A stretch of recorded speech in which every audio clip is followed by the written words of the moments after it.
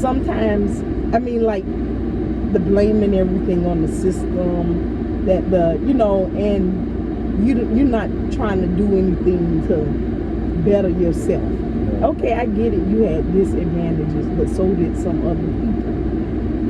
Don't sit and soak in it. And you might not have $1 million, but present yourself. Present yourself.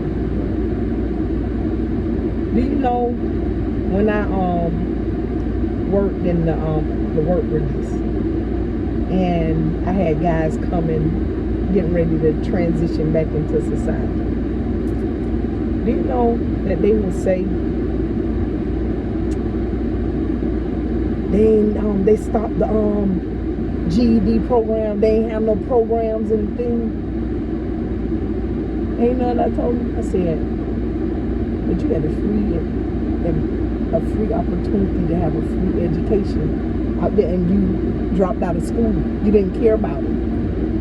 I said, in there, they don't owe you nothing but a bed, the 3 meals. That's it. I say everything else is privilege. They don't have to have a GED program. They don't have to have programs for you. You didn't take advantage of that stuff so don't get in a place where everything is like limited, and then now you want stuff that you have for free. That's true. Right. I agree with that. I agree. But let me ask you a counter. Let me ask you a counter question. Do you think that our ignorance, like, because I know you were just saying, like, sometimes we're ignorant when it comes to a lot of things, Black Americans. Do you think that, is it all like, not like fictitious, but is it all the man is doing something that the man isn't doing, or does it come from some type, do you think it comes from some type of truth? Do you think is it just the past? Do you think some of it happened? Like, what do you think? Yeah, and I think it still goes on, suppression. I think it's very real. We are at a 400-year disadvantage.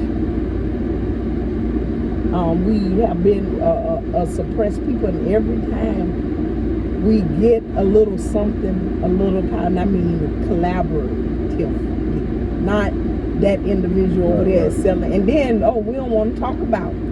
We don't want to talk about, and that was a topic on yesterday. We don't want to talk about when the black man arrived, what he go running after. Oh, you're talking about leaving black women? Yeah.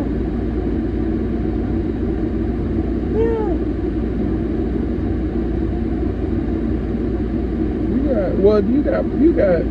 I do see that. I'm not gonna lie, but I do see a lot of black relationships too of successful. Like, I don't see the football guys seeming like they going after white girls all the time as much now. Like, it seemed like when I was growing up, every black football player had a white girlfriend, but now it seemed like you got some more Hispanics now, but I think it's kind of going back to not just lily white, maybe, a little bit. But is that the key? Is that like one of the key points? Like, that's one of the issues. That's one of the major issues. What you were just saying, like the black men, like when they do arrive, are those men representing the collective, or like are we talking about? No, that's a whole nother that's story. Just okay. What I'm saying is, yeah, we do have some, and it's becoming more prominent. So what happens is, you have intelligent people that want to run for office at the city level, county level. This whole world is about power and control. So why do you think it's such a fight to level the playing grounds? And why every time the black people are making progress, making strides, they put laws into place, such as this voting thing. Right. There's so many suppressing laws that discourage. Just on the last election, I'm gonna say this and I'm gonna go. on the last election, the governor came down to Broward County, which is a majority, a 90% Democratic county, and arrest people for voting that the supervisor of election gave them a voting card.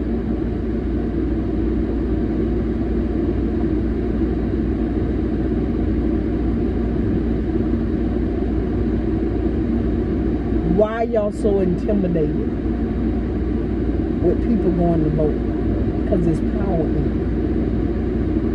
it. Decision makers who control the law, the rules. The laws control the land.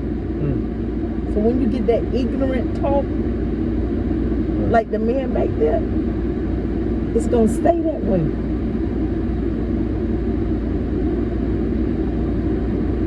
But if people woke up to the power that was in them and went and got somebody in there sitting at the table, making the fighting for them, and then what you do is you get one in there, and you get two in there.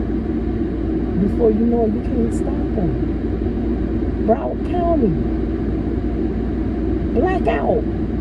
We in every constitutional seat, except for right now, the agriculture, that seat. It's called something else, but agriculture is a part of it. The people, can't think of it. But in the county, for the county, that's on a statewide level. But every constitutional seat in Broward County, a black person is in leadership. Every constitutional seat. Because people went to vote. It's showing you it's power in your vote. Right. You think the white people want black people to be in over the sheriff department, over the courthouse, over the district attorney, public defender? And at the time when they all won, we had a black mayor. Only reason he wasn't any longer because they rotate every 2 years, and his term came up. Every constitutional seat we're sitting in right now as we speak. Supervisor of election. Like,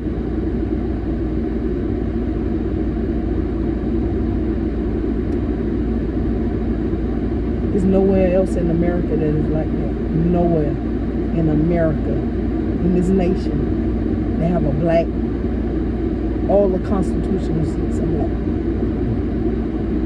Nowhere in America.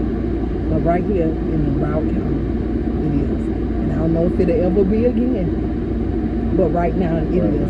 But it shows you that it is power in voting. I wish I could have time with this ignorant man to show him what the county where you stand in right now. Black people in every leadership seat.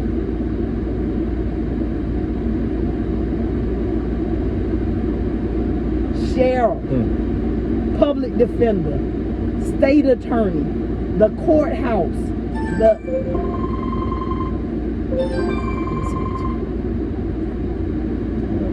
Love you. Love you.